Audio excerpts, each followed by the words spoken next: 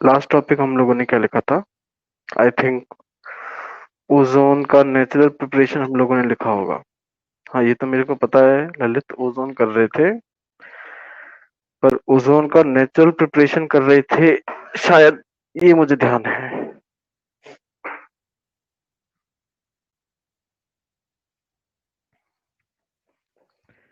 तो natural preparation हमने देखा था कि स्ट्रेटोस्फीयर में जब ऑक्सीजन गैस यूवी रेज को एब्जॉर्ब कर लेती है, तब वो ओजोन में O3 में कन्वर्ट हो जाती है। और इस प्रोसेस के दौरान जो एंथैल्पी चाहिए होती है वो 142.7 किलो जूल पर मोल की होती है। क्योंकि एनर्जी देनी पड़ी है, इसका मतलब यह है कि ओजोन खुद बनना नहीं चाहता, ओजोन अनस्टेबल है, तभी तो उसको बनाने के लिए आपको एनर्जी देनी पड़ी। ठीक है, अभी हम लोग प्रिपरेशन ऑफ O3 करने जा रहे हैं, मतलब लेबोरेटरी में आप कैसे बना सकते हैं प्रिपरेशन ऑफ ओजोन।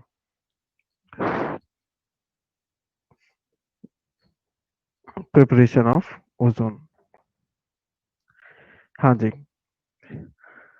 एक apparatus आता है जिसको ओजोनाइजर कहा जाता है। इस ओजोनाइजर के अंदर जब आप ऑक्सीजन गैस को भर के साइलेंट इलेक्ट्रिकल डिस्चार्ज कराते हैं, मतलब दो रॉड आपने लगा दी, उसके बाद में आपने इलेक्ट्रॉन्स को फ्लो कराया एक सील्ड ट्यूब के अंदर, और जो गैस है उसके थ्रू इलेक्ट्रॉन्स ट्रांसफर होने लगे और गैस आयोनाइज हो गई। इसको साइलेंट इलेक्ट्रिकल डिस्चार्ज कहते हैं। तो इस दौरान जो करंट आप फ्लो करा रहे हैं, इलेक्ट्रॉन फ्लो कराने का मतलब है करंट फ्लो कराना, उस करंट से कम 142.7 किलो जूल पर मोल की एनर्जी मिलनी चाहिए। और जब तक ये एनर्जी मिलती रहेगी तब तक तो जो ऑक्सीजन गैस आपने भरी है वो ओजोन में कन्वर्ट होती रहेगी। जैसे ही आपने साइलेंट इलेक्ट्रिक डिस्चार्ज बंद किया, क्योंकि प्रोसेस एंडोथर्मिक है, ओजोन अनस्टेबल है, तो ओजोन तब तक ही बनता रहेगा जब तक आप एनर्जी प्रोवाइड करते रहेंगे। आपने जैसे ही एनर्जी देना बंद किया, सडनली होगा क्या, जितना भी ओजोन बना है अब वो फिर से O2 में कन्वर्ट होना शुरू कर देगा, क्योंकि ओजोन तो अनस्टेबल है, O2 स्टेबल है उसके मुकाबले। और उस दौरान एनर्जी जो है, सेम अमाउंट की एनर्जी रिलीज होगी। मतलब डेल एच जब तक पॉजिटिव में था, वही माइनस में नेगेटिव में 142.7 किलो जूल पर मोल बन जाएगा। लिखिएगा,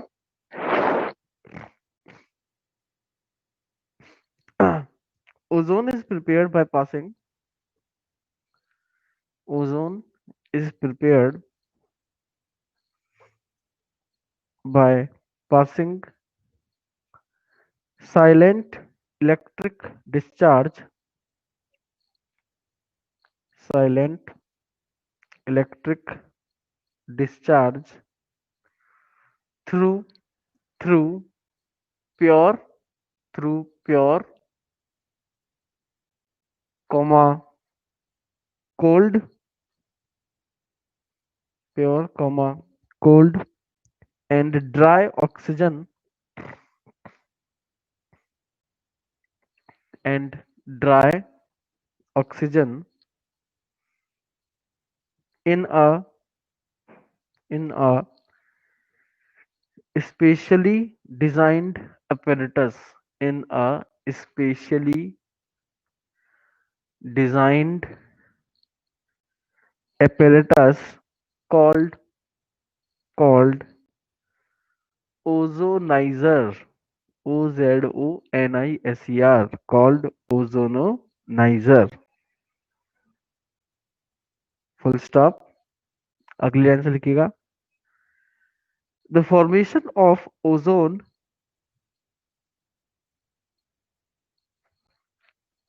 the formation of ozone from oxygen is an endothermic process. Is an endothermic process. Reaction लिख दो बच्चों, सेकंड नंबर की रिएक्शन जो आपको बोर्ड पर नजर आ रही है।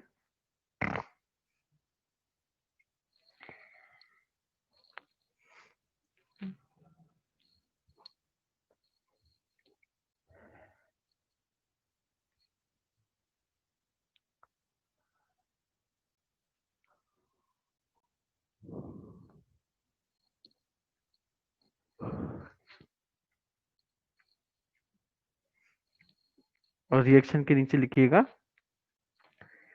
therefore, comma 142.7 kilojoule 142.7 kilojoule of energy is absorbed for the formation of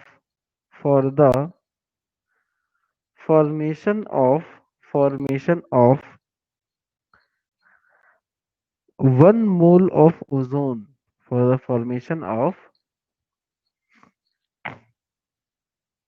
1 mole of the ozone. 1 mole of the ozone.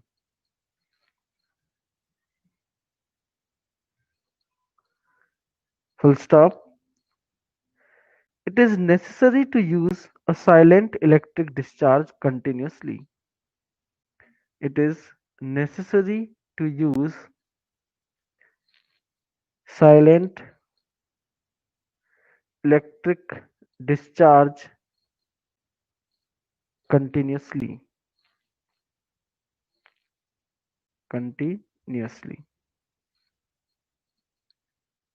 Next point important mark करके लिखना, अगले पॉइंट को जो मैं लिखवाने जा रहा हूं, लिखिएगा the purpose of silent electric discharge. The purpose of silent electric discharge is to produce less heat. Is to produce less heat. Full stop. This would prevent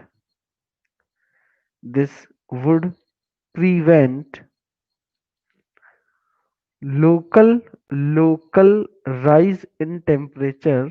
Local rise in temperature.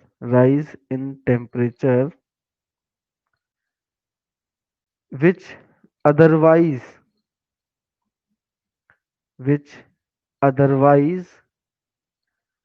might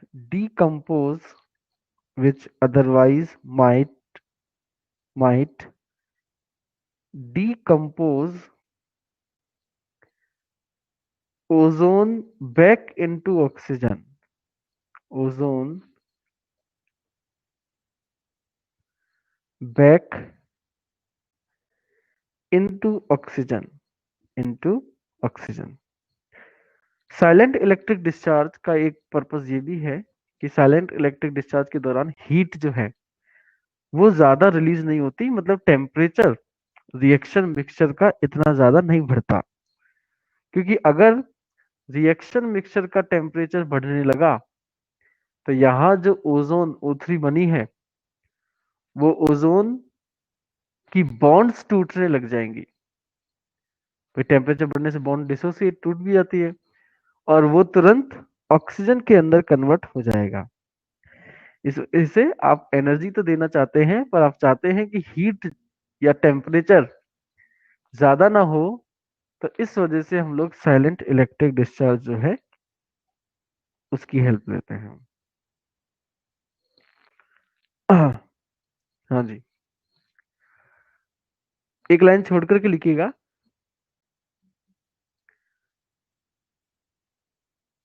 pure ozone, pure ozone, pure ozone is prepared in laboratory. Pure ozone is prepared in laboratory through Siemens ozonizer या ozonizer. Siemens, Siemen, apostrophe S, Siemens ozonizer, Siemens ozonizer. लिखो कैसे लिखिएगा। In order to get pure ozone, in order to get pure ozone, in order to get pure ozone, comma, the ozonized oxygen, the ozonized oxygen मतलब वो oxygen gas जिसमें ozone भी मौजूद है। The ozonized oxygen is cooled by liquid air, is cooled by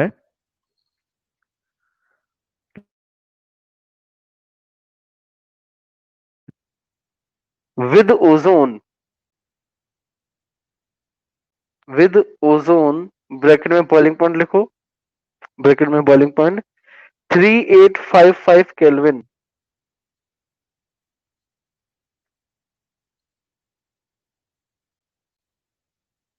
3855 Kelvin, bracket close, condenses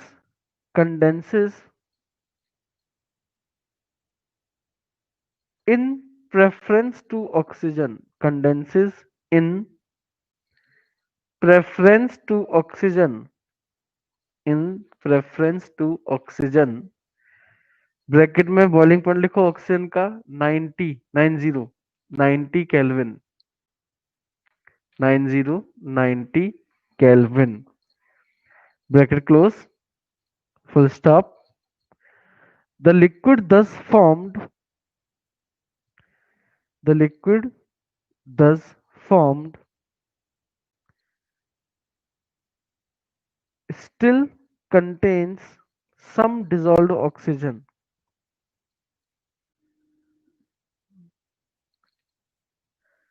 still contains some dissolved oxygen which can be removed by fractional distillation, which can be removed by fractional distillation। तो आपको जो ozonide oxygen है जिसमें oxygen और ozone दोनों हैं, ऐसे mixture को लेना है और इसको कंडेंसेशन पर आपको लगा देना है। कंडेंसेशन के दौरान एक लिक्विड आपको मिलेगा जिसमें ओजोन का अमाउंट ऑक्सीजन के मुकाबले ज्यादा होगा और इस लिक्विड का जब आप फ्रैक्शनल डिस्टिलेशन करेंगे तो जिसका बॉइलिंग पॉइंट कम है, जो कि यहाँ कौन है, ऑक्सीजन, वो रिएक्शन मिक्सचर से बाहर निकल जाएगा और पीछे रह जाएगा आपका ओजोन। तो इस तरीके से साइमंस ओजोनाइजर के अंदर हम लोग प्योर ओजोन जो है उसको प्रिपेयर कर सकते हैं। तो ये तो हो गई प्रिपरेशन ऑफ ओजोन। अब हमें ओजोन की फिजिकल प्रॉपर्टीज लिखनी है। Physical properties of ozone, physical properties of ozone.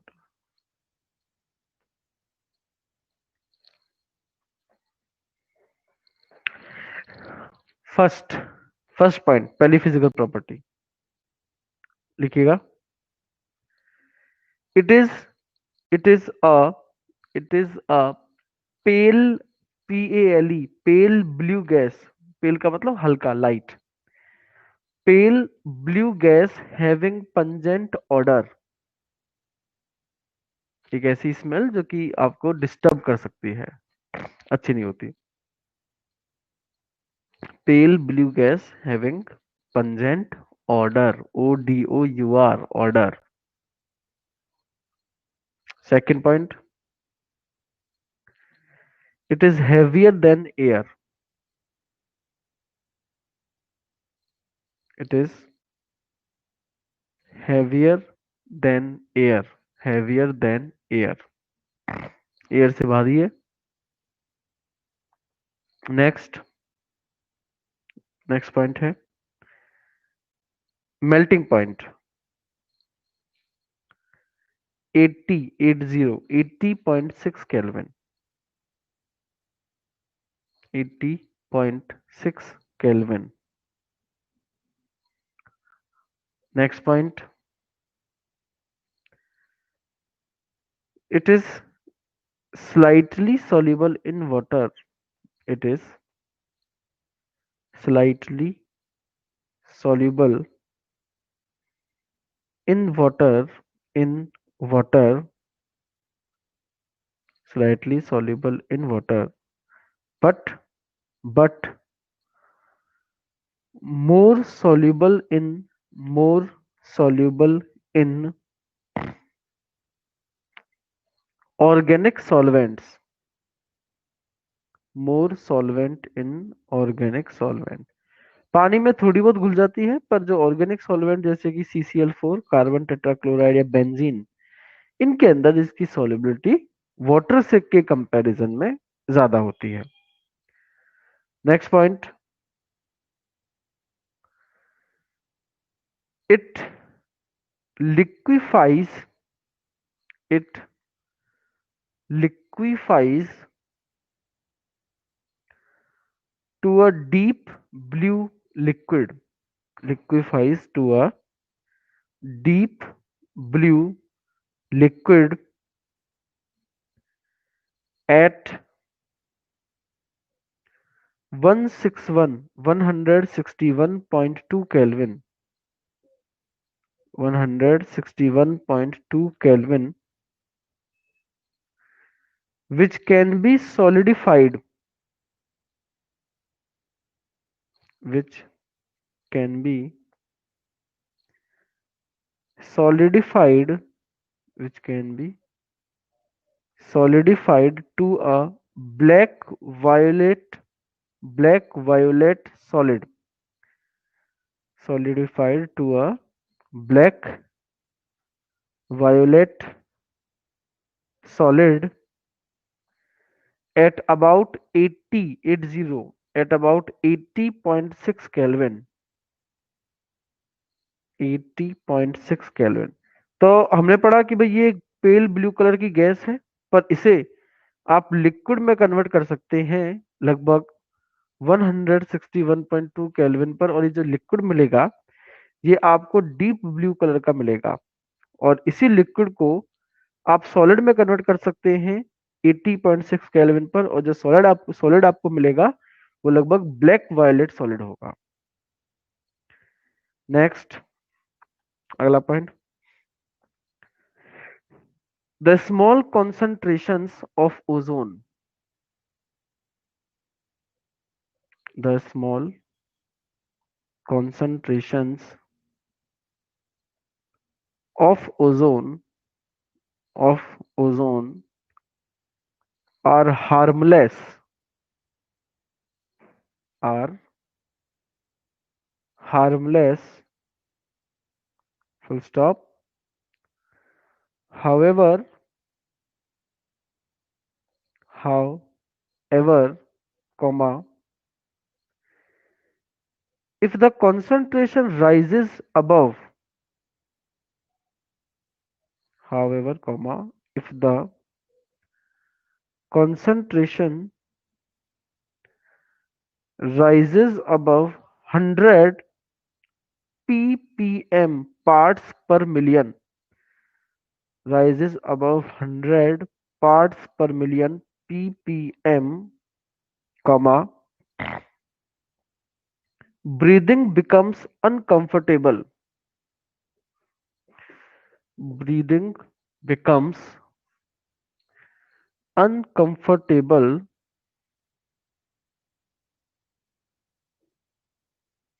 breathing becomes uncomfortable, resulting resulting in headache and nausea. NEUSEA, headache and nausea. तो अगर इसका कम अमाउंट लेस अमाउंट आप इनहेल करते हो तो कोई समस्या नहीं है, पर अगर 100 ppm से ज्यादा आप इसे इनहेल कर लो तो हेडेक हो सकता है, और नोजिया। नोजिया में क्या होता है, ऑक्सीजन जो है ब्रेन तक प्रॉपरली पहुंच नहीं पाता, और इस कंडीशन में जो ब्रेन है सोचने समझने की क्षमता अपनी खो देता है, और इसमें पागलपन के दौरे पड़ने लगते हैं। इस कंडीशन को हम लोग बोलते हैं नोजिया। तो ज्यादा कंसंट्रेशन हार्मफुल है।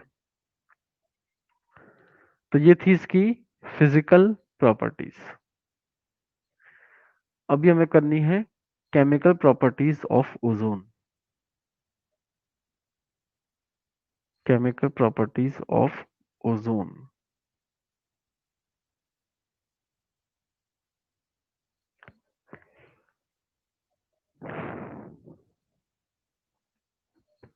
पहली केमिकल प्रॉपर्टी है action with litmus. Action with litmus. Ozone क्योंकि एक न्यूट्रल गैस है, ना एसिडिक है ना बेसिक है, तो ये किसी भी कलर के लिटमस पेपर को दूसरे कलर में चेंज नहीं करती। लिखिएगा, ozone is neutral towards litmus because ozone is litmus neutral towards litmus. Ozone is neutral towards litmus because because it does not give any color change. It does not give any color change, any color change with blue or red litmus, with blue or red litmus. तो ये हुई इसकी ozone की पहली first physical properties. Second second physical property है बच्चों इनकी decomposition. जैसे मैंने आपको बताया, ओजोन एक हाईली अनस्टेबल गैस है, तो अगर इसे एनर्जी नहीं मिल रही है तो ये तुरंत डिकम्पोज हो जाएगी, टूट जाएगी। किसमें? सीधी सी बात है, वो ऑक्सीजन से बनी थी तो ऑक्सीजन में ही टूट जाएगी। और इस दौरान प्रोसेस के दौरान डेल एच की वैल्यू मैग्नीट्यूड में सेम रहती है, बस साइन जो है वो आप अपोजिट कर देंगे, मतलब पहले प्लस था तो अब आप इसको कर देंगे माइनस। लिखिएगा, oxygen is thermodynamically oxygen is option क्या, ozone is thermodynamically unstable. Ozone is thermodynamically thermodynamically unstable as compared to oxygen.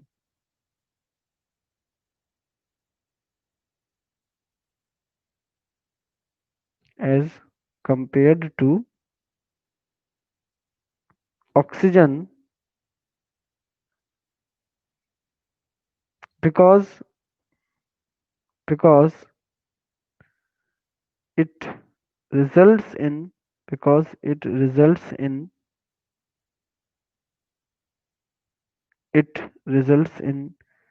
liberation results in liberation of liberation of heat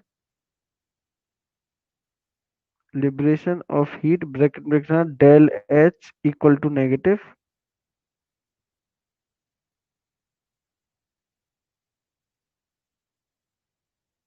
liberation of heat bracket में del H is negative bracket close and increase in entropy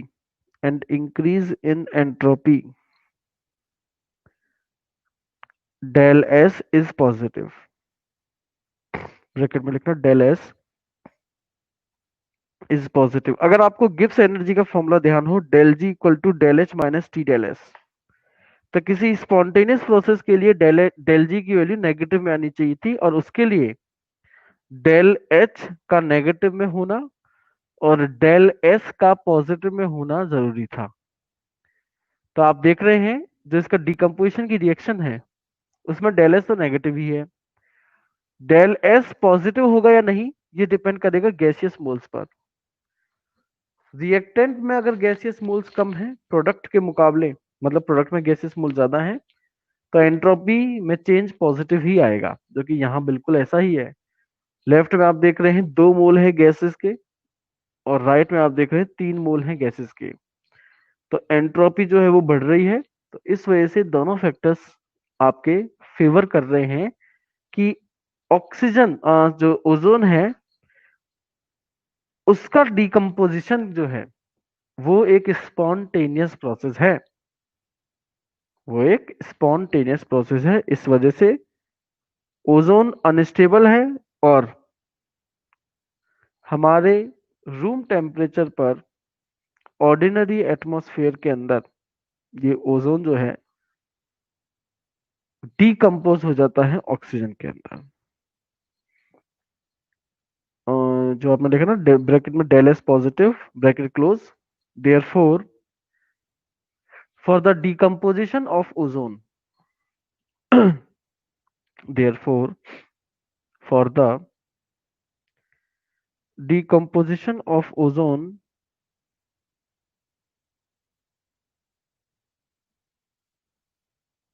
decomposition of ozone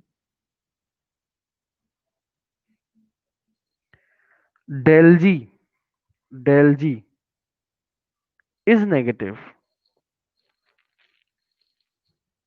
del G is negative and the process is spontaneous।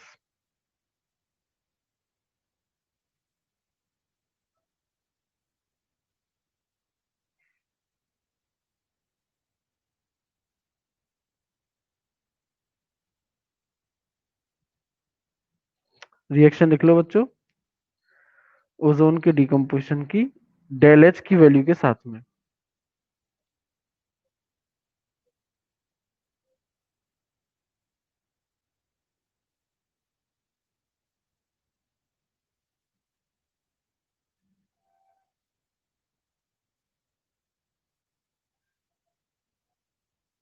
हाँ जी बच्चों,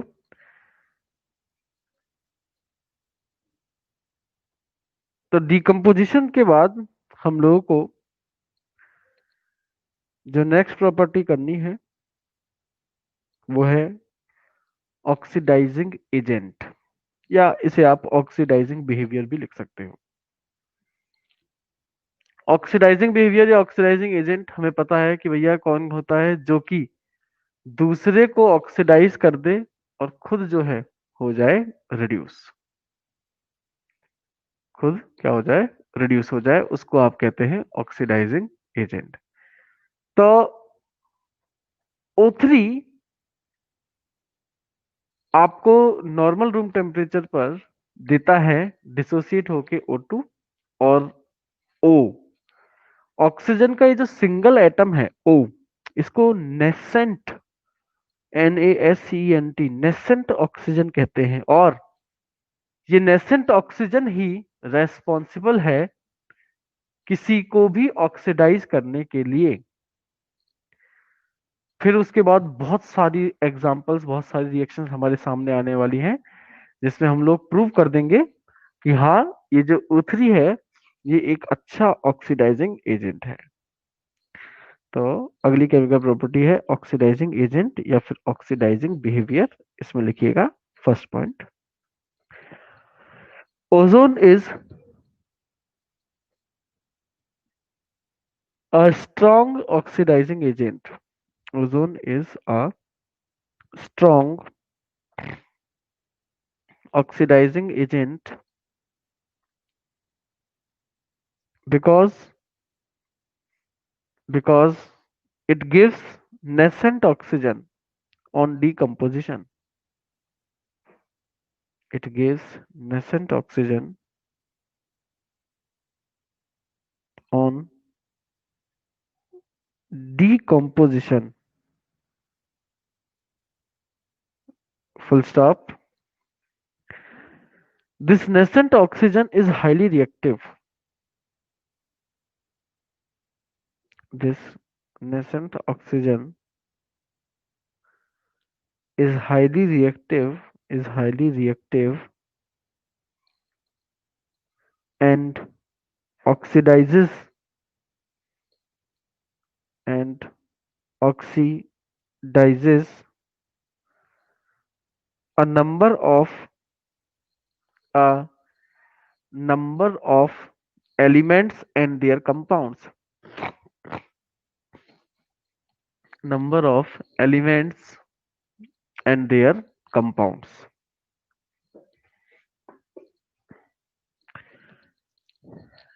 जिसमें सबसे पहला हम लोग करने जा रहे हैं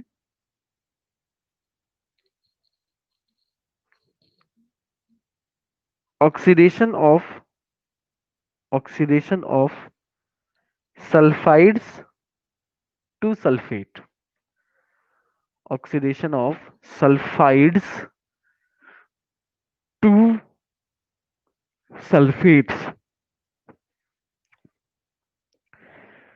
तो ये जो ओजोन है, सल्फाइड्स सल्फाइड्स होते हैं बच्चों आपके S-2। इन्हें ऑक्सीडाइज कर देती है सल्फेट। सल्फेट होता है बच्चों SO4-2। S-2 में सल्फर की ऑक्सीडेशन स्टेट -2 है, पर SO4-2 में सल्फर की ऑक्सीडेशन स्टेट +6 है। तो ऑक्सीडेशन स्टेट बढ़ गई सल्फर की, मतलब ये हो गया ऑक्सीडेशन। हाँ जी, पहली वाली रिएक्शन लिख दो। सबसे पहले तो O3 gives O2 plus nascent oxygen, ये लिख दो।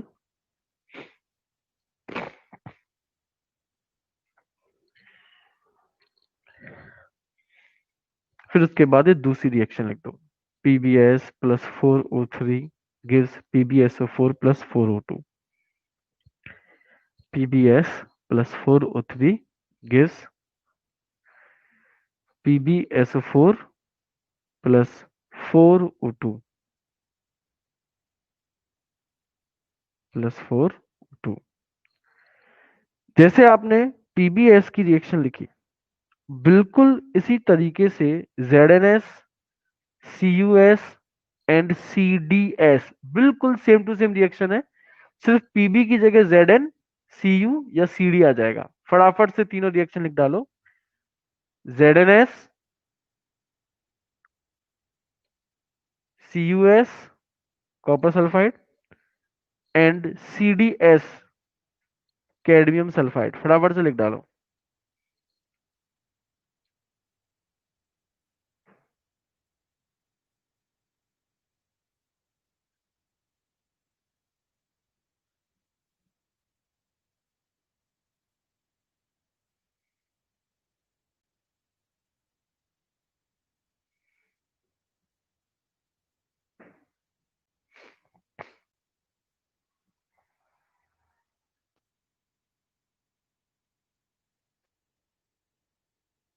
सेम रिएक्शन है, बस आपको इन तीनों के लिए लिख डालनी। ZnS, CuS और CdS, इन तीनों के लिए।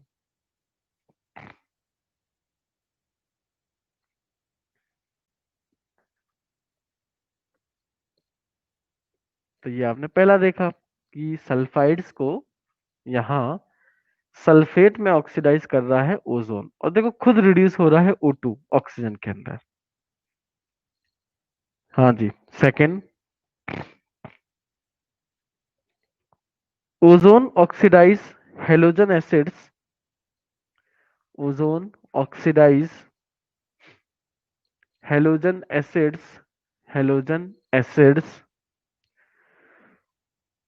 To corresponding halogens, ozone oxidize halogen acids to corresponding halogens, corresponding halogens।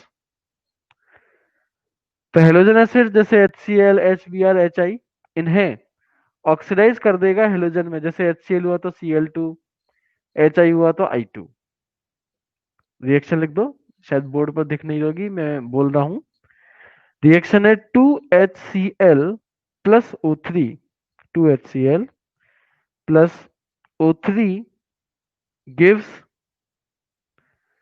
H2O plus Cl2 plus O2, H2O plus Cl2 plus O2 plus O2। अगला हो जाएगा ozone oxidise nitrite to nitrate, ozone oxidise nitrite to nitrate, NO2 minus को NO3 minus में convert कर देता है। Reaction आपके सामने राइट साइड में सबसे टॉप पर है, KNO2 plus O3 gives KNO3 plus O2। Nitrite को नाइट्रेट में ऑक्सीडाइज कर देगा।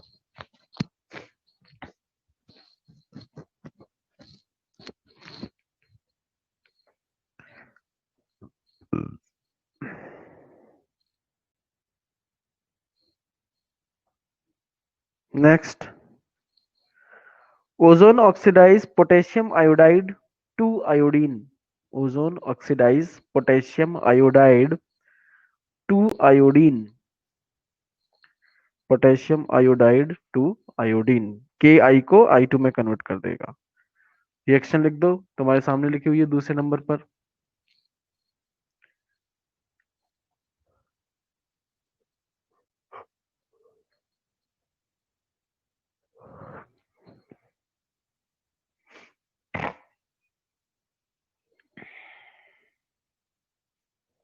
2Ki plus O3 plus H2O gives 2KOH plus O2 plus I2।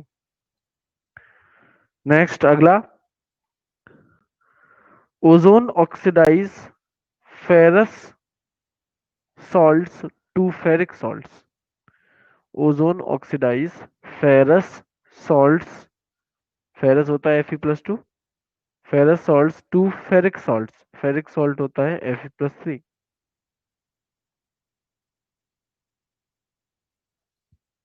Reaction लिख देना तीसरे नंबर की, जिसमें फेरस सल्फेट एसिडिक मीडियम में ऑक्सीडाइज होकर के बना रहा है फेरिक सल्फेट।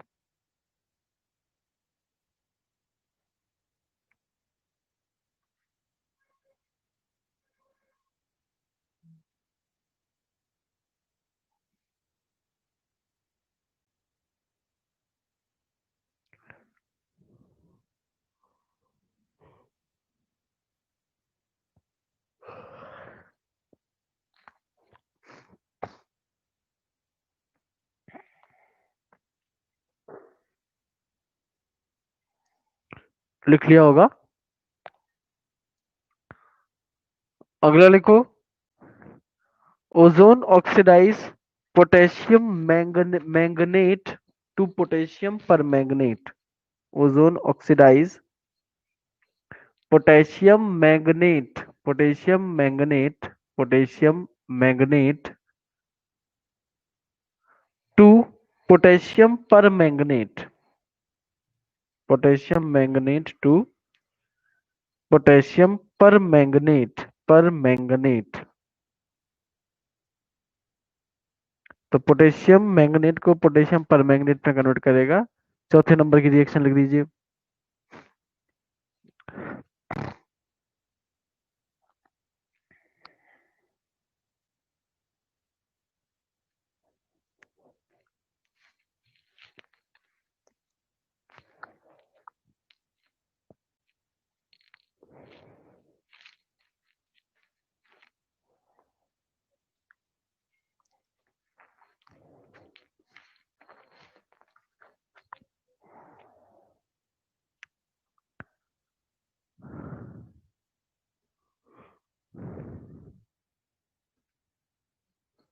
फिर अगला, ozone oxidise iodine to iodic acid. Ozone oxidise iodine to iodic acid HiO3, iodine to iodic acid. अगली रिएक्शन लिख दो।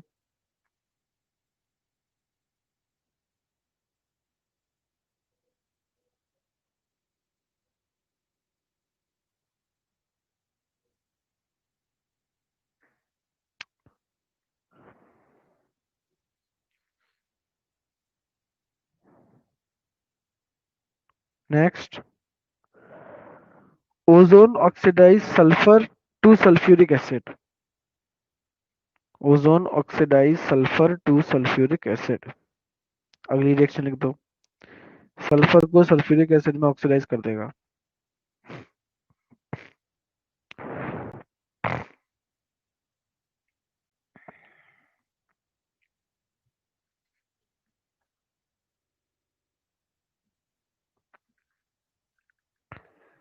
Next, ozone oxidise moist phosphorus. Ozone oxidise moist phosphorus to phosphoric acid. Moist phosphorus to phosphoric acid. अगली reaction लिख दो।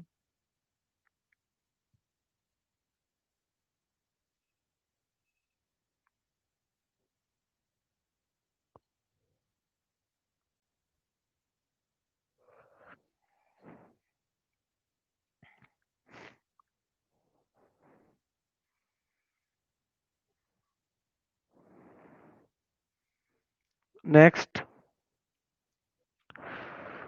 Ozone oxidise moist arsenic. Ozone oxidise moist arsenic to arsenic acid. Moist arsenic to arsenic acid. अगली reaction लिख दीजिए।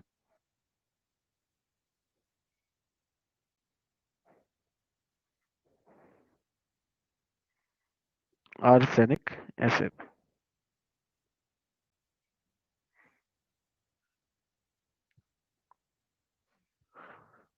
Next, ozone oxidise silver to silver oxide. Ozone oxidise silver to silver oxide. Reaction लिख दो।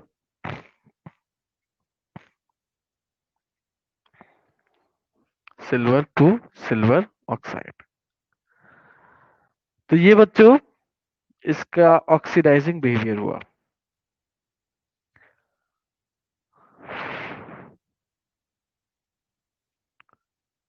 अगली chemical property है इसका bleaching agent होना या ब्लीचिंग एक्शन। ब्लीचिंग एजेंट या फिर ब्लीचिंग एक्शन। ब्लीच का मतलब एक तरीके से होता है हल्का बनाना। तो ओजोन को आपने पढ़ा है कि ओजोन डिकम्पोज होकर के नेसेंट ऑक्सीजन देता है। ये नेसेंट ऑक्सीजन ही उसके ऑक्सीडाइजिंग एजेंट होने का सबूत है और यही नेसेंट ऑक्सीजन इसके ब्लीचिंग एक्शन का भी सबूत है, क्योंकि जब ये नेसेंट ऑक्सीजन किसी कलरिंग मैटर के कांटेक्ट में आता है, किसी भी कलरफुल मैटर के सब्सटेंस के कांटेक्ट में आता है, तो उसके कलर को एब्जॉर्ब कर लेता है ओजोन और उस कलरफुल मटेरियल को बना देता है कलरलेस। और हम लोग कहते हैं कि हाँ सर इसने ब्लीचिंग एक्शन शो किया है। लिखिएगा, ozone on decomposition release nascent oxygen.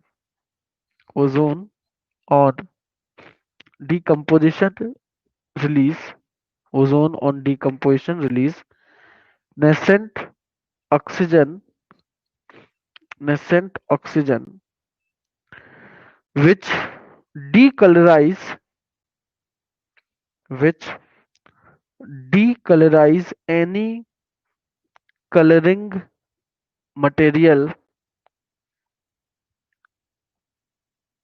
Any colouring material. पहले तो रिएक्शन लिखो। O3 gives O2 plus nascent oxygen. O3 gives O2 plus nascent oxygen। और उसके नीचे लिख दो जो मैंने रिएक्शन लिखी है, colouring matter plus nascent oxygen gives colourless matter.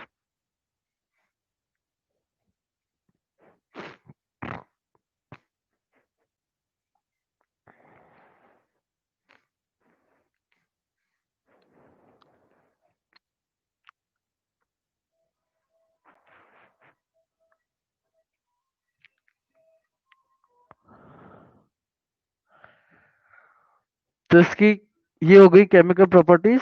और केमिकल प्रॉपर्टीज के बाद में आता है इसका स्ट्रक्चर। स्ट्रक्चर में देखिए कुछ ऐसा है कि पहले दो ऑक्सीजन के एटम आपस में दो कोवलेंट बॉन्ड बना लेते हैं, जिससे दोनों का ऑक्टेट कंप्लीट हो गया है।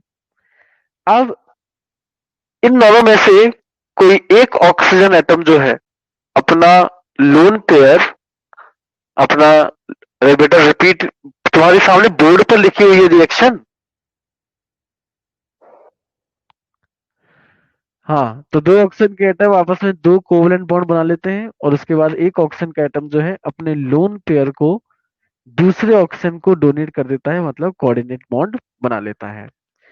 ऐसा करने से इसका स्ट्रक्चर बेंट नजर आने लगता है, हाइब्रिडाइजेशन sp2 आ जाता है, बॉन्ड एंगल 116.8 डिग्री और बॉन्ड लेंथ 127.8 पिकोमीटर बन जाती है।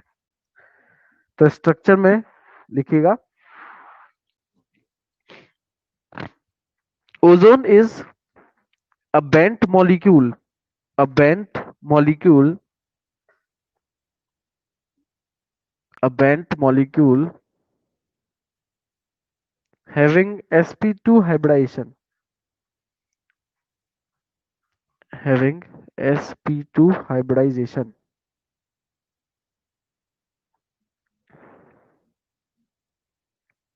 in which bond angle is 116.8 degree, 116.8 degree, and the overall bond length is, and the overall bond length is 127.8 picometer, 127.8 picometer, 127.8 picometer। Diagram बना दो इसका फटाफट से।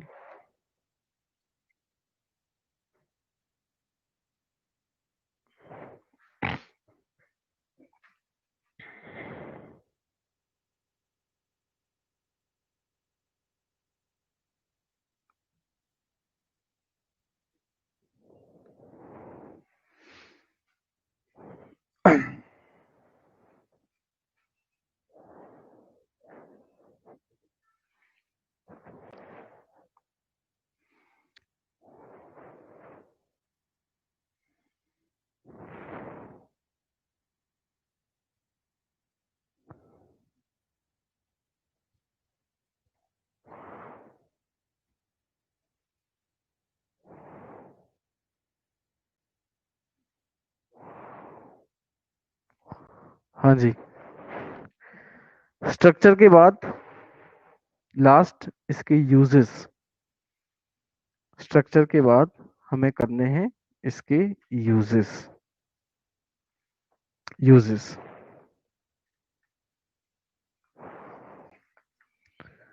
फर्स्ट, पहला use, it is used for disinfecting, it is used for disinfecting and sterilizing and sterilizing water। तो germs को मारने की प्रॉपर्टी होती है ओजोन में, disinfecting and sterilising water.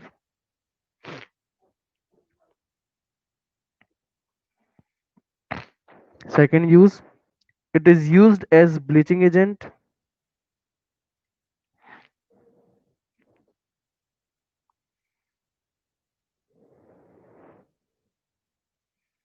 Bleaching agent. Third use, it is used for puring for purifying air.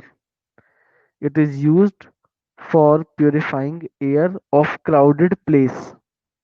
Purifying air of crowded place, जहां पर भीड़ भड़क्का ज्यादा होता है वहां पर हवा को प्योर करने का काम करता है। नेक्स्ट अगला use, it is used in industry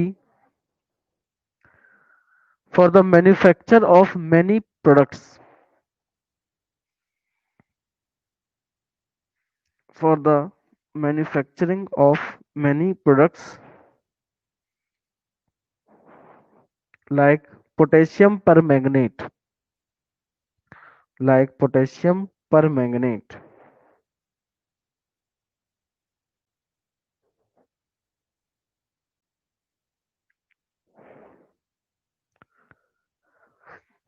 तो ये हो गए इसके कुछ यूजेस।